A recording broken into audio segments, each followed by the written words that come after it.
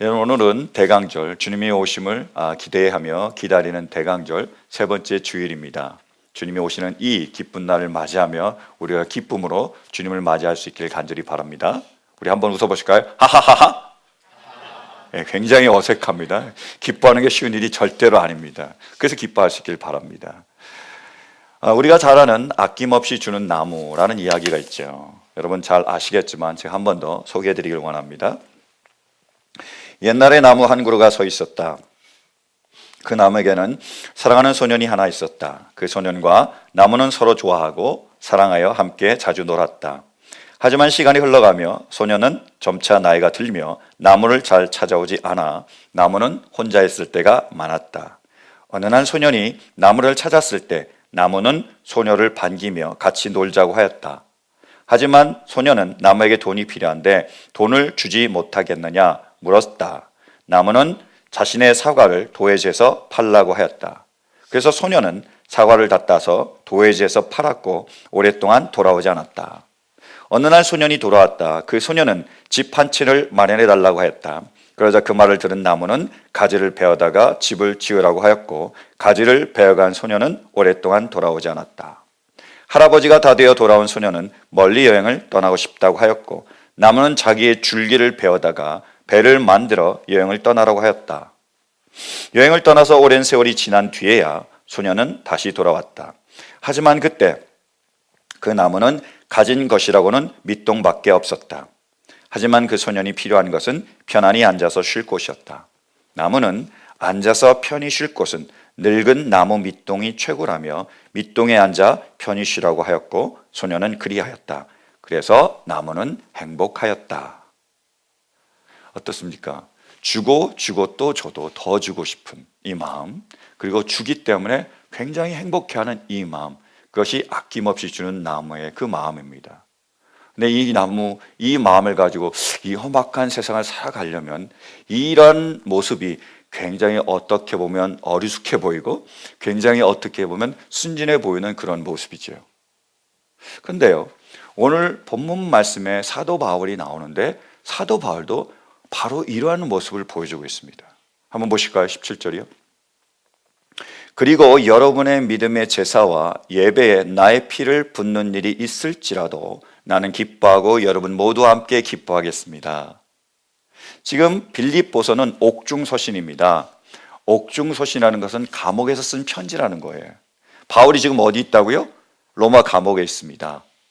바울이 열심히 하나님의 말씀을 들고 복음을 전했습니다. 열심히 전하고 다른 사람을 섬겼는데 결국 감옥에 갇힌 거예요.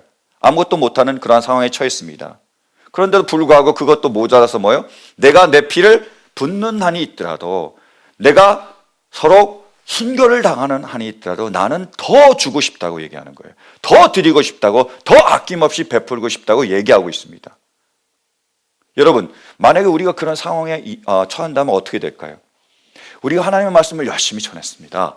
우리가 하나님의 말씀대로 열심히 순종했습니다. 사랑을 해서 하나님을 사랑했고요. 사랑하라 그래서 다른 사람을 사랑했습니다. 열심히 했어요. 근데 감옥에 갇힌 겁니다. 우리가 열심히 노력했는데 결과가 없습니다. 내가 무슨 잘못을 했는지, 아니면 어떤 문제가 있는지 좌절되고 실망되고 이게 뭐냐라고 우리가 정말로 자포자기하는 그런 상황에 우리는 가게 될지도 모르지요. 그런데 놀라운 것은 뭐냐면 사도 바울은 정반대의 그런 반응을 보이고 있습니다. 그런 상황에서 좌절되고 실망되고 원망할 수밖에 없는 그런 상황에서 바울은 어떻게 하고 있죠? 기뻐하고 있습니다. 기뻐하고 있는 거예요. 그리고요, 함께 기뻐하자라고 얘기하고 있습니다. 저는 이 놀라운 은혜가 지금 오늘 이 예배에 참석한 우리 모두에게 임할 수 있기를 간절히 바랍니다. 그래서 우리 모두가 이렇게 기뻐할 수 있게 되길 간절히 축원해요. 사도 바울은 어떻게 그러면 이러한 상황에서 기뻐할 수 있었을까요? 첫 번째로요, 바로 드림이, 보상이 있기 때문입니다. 주면 어떻게 된다고요? 받는 거예요. 심으면요, 반드시 거두게 됩니다. 드리면 끝나는 게 아니라 드린 걸 통해서 다시 받을 수 있으니까 그래서 기뻐하는 거예요. 드림으로써요. 지금 이 말씀을 사도 바울이 전하면서 예수님의 예를 들어드리고 있습니다. 한번 보실까요? 자, 함께 봉독합니다. 시작. 여러분 안에 이 마음을 품으십시오. 그것은 곧 그리스도 예수의 마음이기도 합니다. 그는 하나님의 모습을 지니셨으나 하나님과 동등함을 당연하게 생각하지 않으시고, 계속이요, 오히려 자기를 비워서 종의 모습을 취하시고 사람과 같이 되셨습니다. 그는 사람의 모양으로 나타나셔서 자기를 낮추시고 죽기까지 순종하셨으니 곧 십자가에 죽기까지 하셨습니다. 아멘. 예수님께서요, 어떻게 하셨습니까? 하나님과 동등한 그러한 분이셨는데 하늘 보좌를 버리시고 이 땅에 내려오셨습니다. 우리와 같아지셨고요.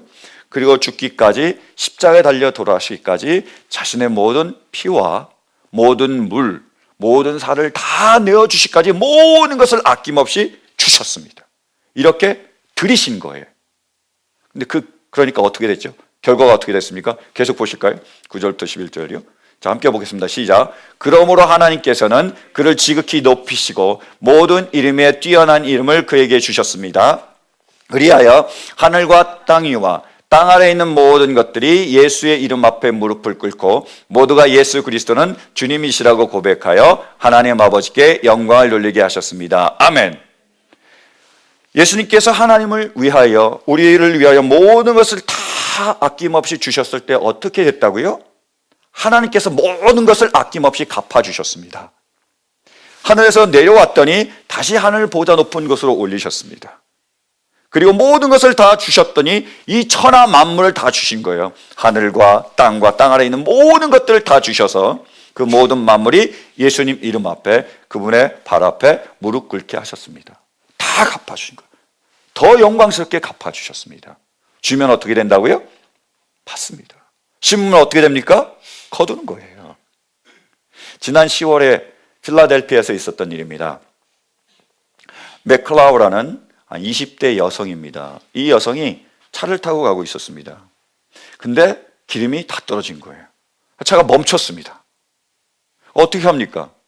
그래서 어떻게 할까 고민하다가, 그 지역이 좀 위험한 지역인데, 위험하긴 한데 그렇다고 계속 차 안에 있을 수는 없기 때문에 기름을 내가 사러 가야 되겠다라고 생각하고 주유소에 가기 위해서 그 차 밖으로 나왔습니다.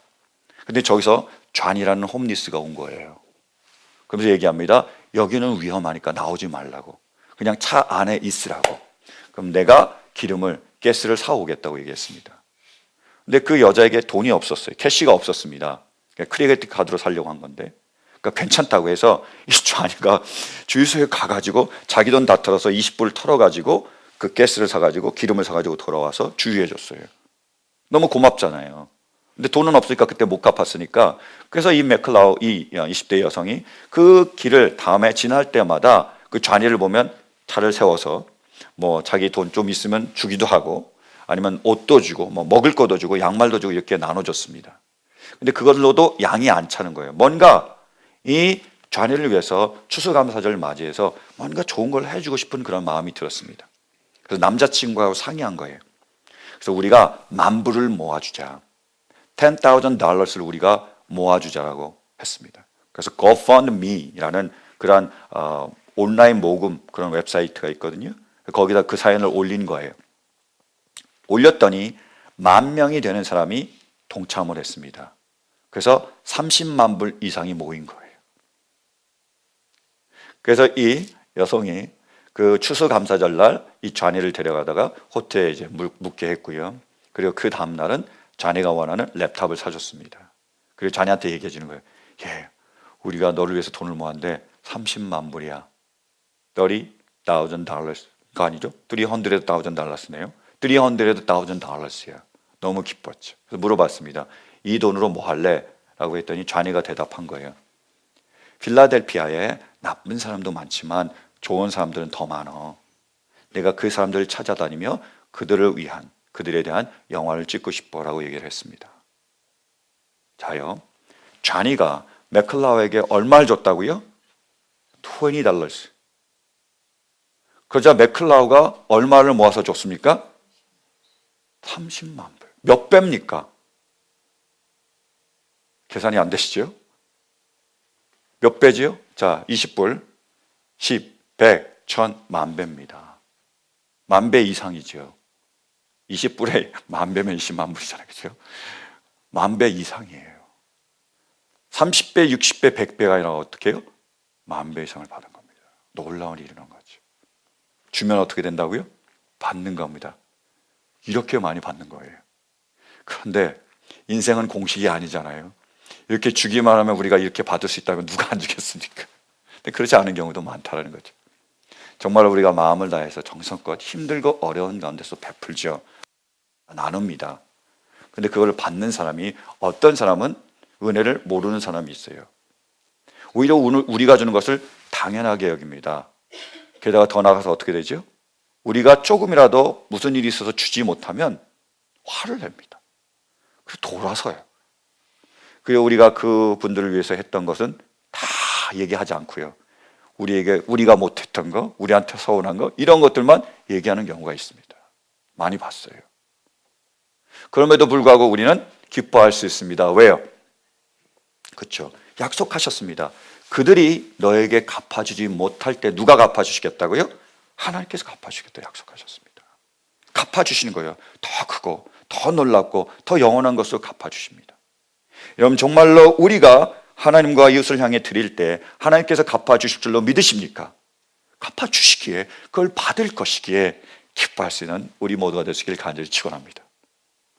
두 번째로요, 바울이 그 어려운 상황에서도 드리며 기뻐할 수 있었던 이유는요, 실은요, 드림 그 자체가 기쁨입니다. Giving is a joy itself예요. 그거예요. 왜요? 우리 모두는요, 하나님의 형상으로 지음을 받았습니다. 근데 하나님이 어떤 분이시냐? 하나님의 많은 성품 중에 하나가요, 주시는 거예요. 하나님은 주는 분입니다. God is a giver. 주시는 거예요. 보세요. 하나님께서 아담과 하와를 창조하셨습니다. 그리고 천지를 창조하셨죠. 어떻게 하셨습니까? 천지를, 우주 만물을 주셨습니다. 그죠? 하나님께서 에덴 동산을 애쓰게 만드셨습니다. 놀랍게 만드셨어요. 만드셔서 어떻게 하셨죠? 그것을 아담과 하와에게 주셨습니다.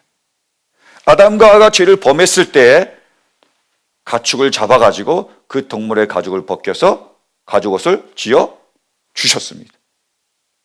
우리가 죄를 범했을 때 영원히 죽을 수밖에 없을 때에 하나님께서 어떻게 하셨습니까?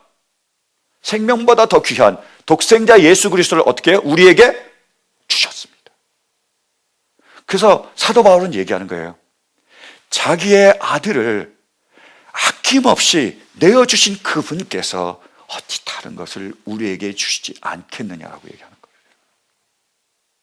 자기 아들까지 아낌없이 내어주시는데 그 모든 것, 그 어떤 것도 우리에게 주지 않겠느냐라고 얘기하는 거죠. 하나님이 누구시라고요? 주시는 분이에요. God is a giver입니다. 그런데 우리가 어떻다고요? 그 하나님의 형상으로 지음받았잖아요. 우리 안에 뭐가 있습니까? 하나님의 DNA가 있습니다. 그래서 우리도 우리 안에 주고 싶은 마음이 있고요. 주면 기쁘고 행복합니다. 이것이 정말로 그런지를 과학적으로 실험을 했습니다. 스위스의 츄리 대학에서 이런 실험을 했습니다. 50명의 사람들을 모았어요. 그래서 반으로 나눴습니다. 반이면 얼마죠? 25명. 반이면 얼마입니까? 25명 이렇게 나눴습니다. 이렇게 나눈 거예요. 그리고 가상의 실험을 했습니다. 무슨 말이냐? 컴퓨터 모니터를 보게 한 거예요. 그리고 이런 상황을 설정했습니다. 컴퓨터 모니터에서 매주에 25불씩 주는 거예요. $25씩을요. 그래서 이쪽 팀은 자신을 위해서 쓰게 했습니다. 이쪽 팀은 남을 위해서 쓰게 한 거예요. 뭐 실제로 쓴 게 아니고 그 컴퓨터에 그런 이제 아바타 같은 걸 이용해서 하는 거예요. 그래서 이쪽 사람들은 컴퓨터를 보면서 나를 위해서 쓰는 거고, 이쪽 사람은 컴퓨터를 보면서 다른 사람을 매주 위해서 쓰는 겁니다. 그리고 머리에다가, 브레인에다가 장치를 설치를 했습니다. 그래서 뇌파를 측정하는 거예요. 어떤 일이 벌어지는지요. 그렇게 해봤더니 남을 위해서 쓰는 이 25명의 그룹, 그 브레인이 활발하게 활성화되기 시작했습니다. 어떤 부분이, 특별히 축두엽이라는 부분, 그 뇌의 보상에 관련된 부분이 굉장히 활발하게 그 활동하기 시작한 거예요. 그 말은 무슨 말이냐? 실제로 내가 남을 도와주면서 기쁘다는 느낌을 추상적으로 받을 뿐만이 아니라 실제적으로, 물리적으로 우리 몸에서 실제적으로 그런 기쁨과 행복의 도파민이나 이런 것들이 형성이 되는 거예요. 정말로 기쁘고 행복한 일들이 단지 모니터로 보기만 해도 그런 일들이 벌어진 겁니다. 그리고 나서요, 이제 한 달이 끝나서 그 가상 실험은 끝냈고 실제로 25불을 각자 나눠줬습니다. 그때 어떻게 됐느냐? 25불을 받은 사람이 정말로 다른 사람에 가서 도와줬어요. 그게 기쁘고 행복하다는 것을 느꼈기 때문에 자연스럽게 가서 그 사람을 도와준 겁니다. 나눠줌이 뭐라고요? 기쁨이에요. 여러분, 우리가 그걸 느끼지 않습니까? 우리 새벽 예배도 특히 토요 새벽 예배도 이런 기쁨이 넘치고 있습니다. 우리가 토요 새벽 예배가 다 끝나면 아침을 다 같이 먹으러 가거든요. 근데 함부로 아무나 그 아침을 대접할 수가 없습니다. 예약해야 됩니다. 막 지금 줄이 서 있어요. 그래서 다음 주는 내가 이렇게 해서 이제 낼게. 그럼 다음 주는 누구? 다음 주는 누구? 이렇게 해서 이미 지금 예약이 다 차 있어요. 그래서 내가 대접을 하고 싶으면 미리 예약을 해야 됩니다. 몇 주 전에요. 왜요? 기뻐요. 주는 건데 기쁨이 있습니다. 주는 것이 기쁜 거예요. 그래서 사랑하는 성도 여러분, 우리 안에 이런 기쁨이 우리가 누릴 수 있었으면 좋겠습니다. 정말로 주님이 오신 이 성탄절을 맞이하면서 우리가 드림으로 기쁨을 누릴 수 있는, 기쁨을 맛볼 수 있는 이 은혜가 있기를 간절히 축원합니다. 아멘. 그리고요, 우리가 기뻐해야 되는 이유는요, 기쁨은 충분 조건이 아니라 필요 조건이기 때문입니다. 무슨 말이냐? 그리스도인에게 기쁨이란 모든 것이 다 채워졌을 때에, 내가 원하는 것이 다 이루어졌을 때에 우리가 가지게 되는 게 아니고요, 실은 그것이 부족하니까, 그것이 모자라니까, 그것이 채워지지 않으니까 우리가 기쁨이 있어야 된다는 거예요. 우리가 갖는 모든 환난과 고통과 역경이, 이 시련과 이 아픔들이 기쁨이 있어야 우리가 그것을 버텨내고 이겨내고 승리할 수 있기 때문이에요. 기쁨이란 우리가 이런 아픔과 이런 상처들을, 이런 환난들을 이겨낼 수 있는 통로입니다. 도구예요. 필요 조건입니다. 그래서 기뻐하라고 말하고 있는 겁니다. 그래서 바울도 기뻐하는 거예요. 애써서 힘써서 기뻐하고 있습니다. 여러분, 바울이 어떤 상황이라고요? 복음을 열심히 전하다가 감옥에 갇힌 상황입니다. 또 복음을 열심히 전했구나, 감옥에 갇혔구나, 이렇게 느낄 수 있잖아요. 이게 어떤 상황인지 보다 생생하게 보여주는 부분이요, 사도행전 16장 말씀입니다. 한번 보실까요? 사도행전 16장 12절. 거기에서 빌립보에 이르렀다. 빌립보는 마게도니아 지방에서 으뜸가는 도시요 로마 식민지였다. 우리는 이 도시에서 며칠 동안 묵었는데. 바울과 실라와 누가와 그의 일행이 어디에 머물렀다고요? 빌립보에 머물렀습니다. 빌립보서가 아니고 빌립보에 머물렀습니다. 여기에 머무른 거예요. 그래서 열심히 복음을 전하기 시작했습니다. 근데 어떤 일이 벌어지냐면, 그 일행이 기도하러 가는데 한 여자가 다가온 거예요. 이 여자가 귀신 들린 여종입니다. 그러니까 귀신이 들려서 점을 치는 거예요. 그러니까 귀신의 능력을 힘입어서 완전히 점이 잘 맞는 거예요. 그러니까 그 주인이 돈벌이가 되는 거죠. 이 여종이 돈 벌어다 주니까. 주인이 너무 좋아했습니다. 그런데 이 귀신 들린 이 여종이 바울과 그의 일행을 따라다니는 거예요. 그래서 얘기합니다. 보아라, 거룩하신 하나님의 종들이다. 이들이 하나님의 일을 말하고 있다. 얘기한 거예요. 좋은 것 같죠? 근데요, 쫓아다니면서 계속 매일 얘기하는 거예요. 보아라, 하나님의 거룩한 종들이다. 이들이 하나님의 일을 말하고 있다. 보아라, 하나님의 거룩한 종들이다. 이들이 하나님의 일을 말하고 있다. 제가 3번만 얘기해도 여러분 짜증나시잖아요. 그죠? 그런데 계속 쫓아다니면서 이 여종이 그러고 있는 거예요. 그러니까 바울 사도가 예수 그리스도의 이름으로 그 여종에게서 귀신을 쫓아냈습니다. 문제가 생겼습니다. 점을 더 이상 못 치는 거예요. 그러니까 이 주인의 밥벌이가 끊긴 거죠. 그러니까 화가 나가지고 이 바울과 실라를 잡아다가 로마 관원에게 넘겼습니다. 그래서 모함을 했어요. 이런 거짓 증거를 대가지고 모함을 해서 넘겼습니다. 그때는 로마인들이 바울과 실라의 옷을 벗기고 매질을 했습니다. 성경에는 심하게 매질을 했다고 나와 있습니다. 그리고 감옥에 가뒀습니다. 성경에는 깊은 감옥에 가뒀다고 나와 있습니다.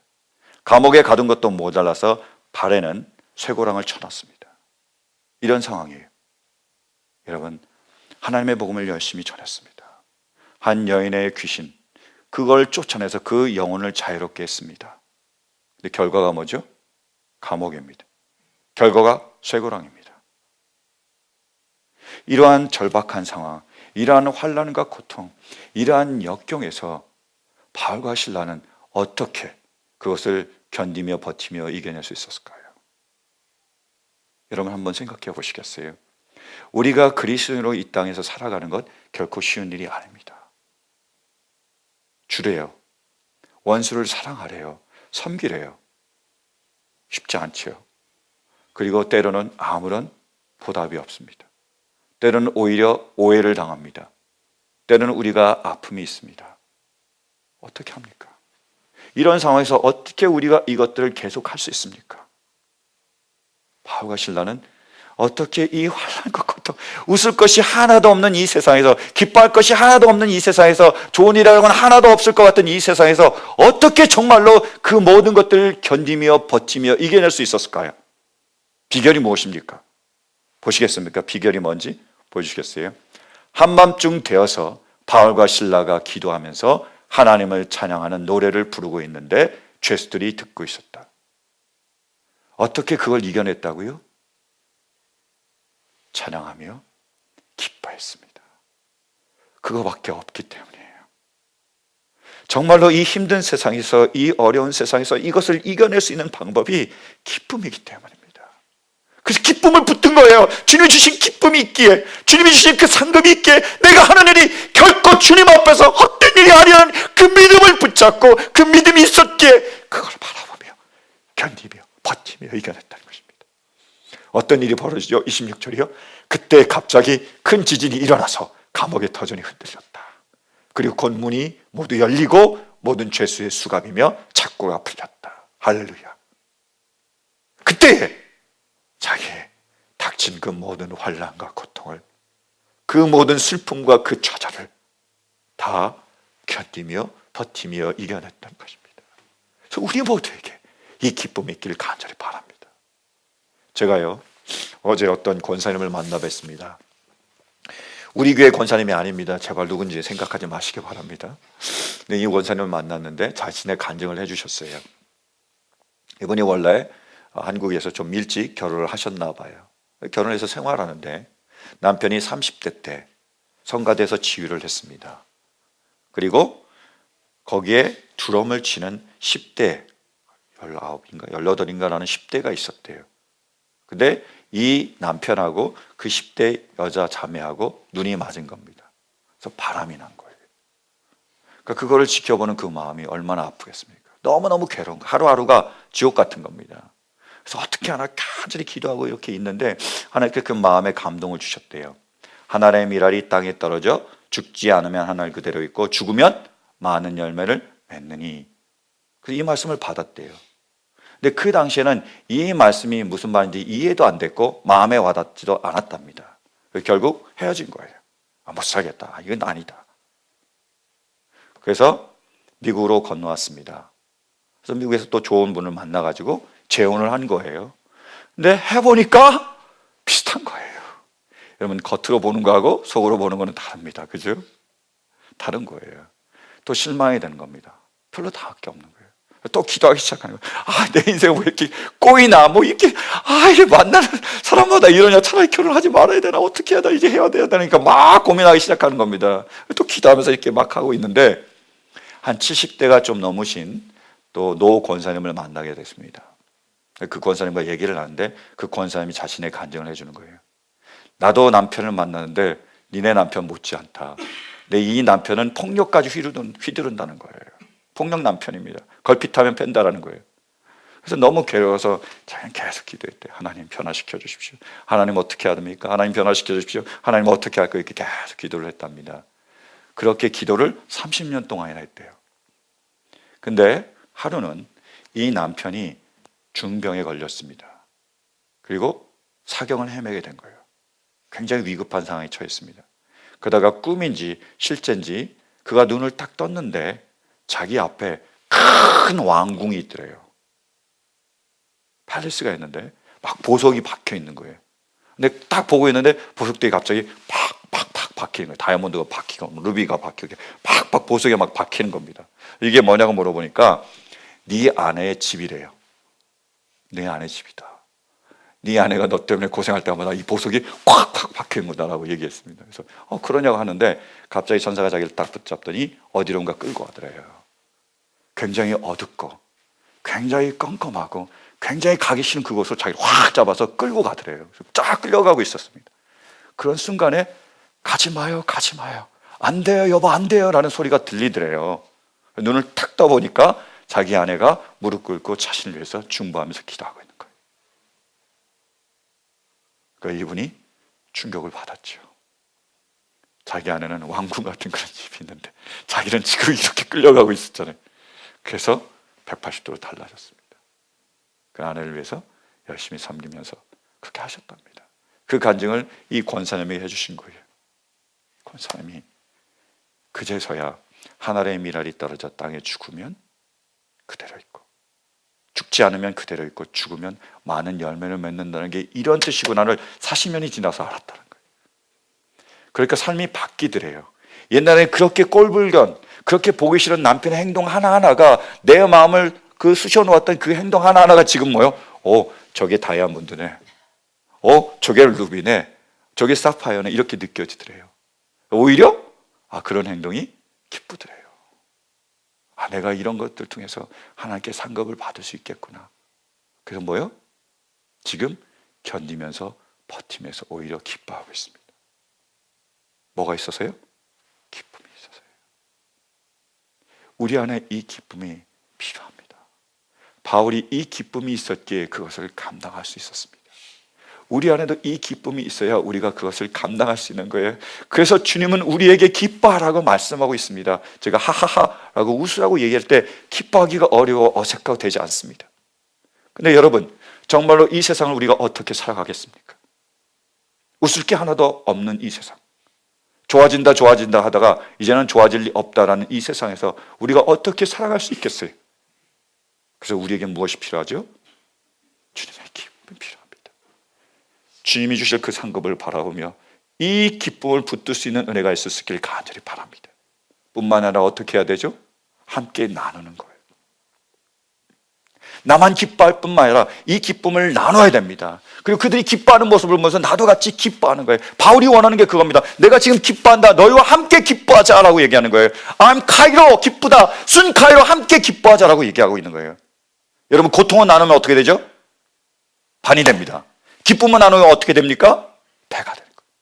30배, 60배, 100배가 되는 거예요. 그래서 서로 함께 기뻐하면서 그 기쁨이 있기에 우리가 함께 이 고난과 이 역경과 이 아픔을 이겨낼 수 있는 겁니다. 승리할 수 있는 거예요.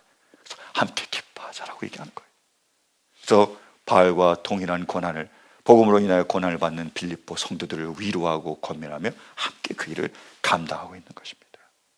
그것이 우리 안에 임할 수 있게 되길 간절히 바랍니다. 우리가 기뻐하고 함께 기뻐할 수 있길 간절히 바라요. 여러분, 12월 25일 날은 무슨 날이죠? 성탄절, 주님이 이 땅에 오신 날입니다. 주님이 이 땅에 오셨습니다. 그래서 우리를 죄에서 구원하셨습니다. 뿐만 아니라 죄로 인한 모든 환난과 역경과 고통 가운데서 우리를 건져내고 계십니다. 이 날이 있기 때문에 이 날을 기뻐할 수 있는 우리 모두가 될 수 있길 간절히 바랍니다. 지금 이 하나님의 이 성탄절에 이 예수님의 오심의 기쁨이 사라지는 이 시대에 우리는 이 기쁨을 붙들 수 있기를 간절히 축원합니다. 기뻐할 수 있길 바라요. 주님이 하신 그 사랑, 주님이 하신 그 주님이 베푸신 그 은혜를 기억하며 함께 우리 모두가 먼저 기뻐할 수 있기를 간절히 축원합니다. 그리고 어떻게 하자고요? 나누자고요. 이 기쁨을 전할 수 있기를 간절히 바랍니다. 함께 모여서요, 초대하십시오. 그래서 함께 식사를 하면서 같이 즐거워하고 파티도 하고요. 그리고 정성껏 선물을 마련해서 선물과 함께 기쁨을 나누고요. 카드라도 정성껏 써서 축하한다고, 기뻐하자고, 감사하자고 그렇게 나누고. 그래서 이 가장 기쁜 날에 오히려 더 외롭고 쓸쓸한 그들을 우리가 마음에 품어안고 함께 기뻐함으로 우리 모두가 다 함께 이 모든 환난과 고통과 역경을 이겨낼 수 있게 되기를, 이 날이 우리를 향하신 하나님의 기쁨의 축제가 될 수 있게 되기를 간절히 축원합니다. 아멘. 이 마음 담아서 우리가 찬양으로 나아가기 원합니다. 다 일어서서 찬양하시겠습니다.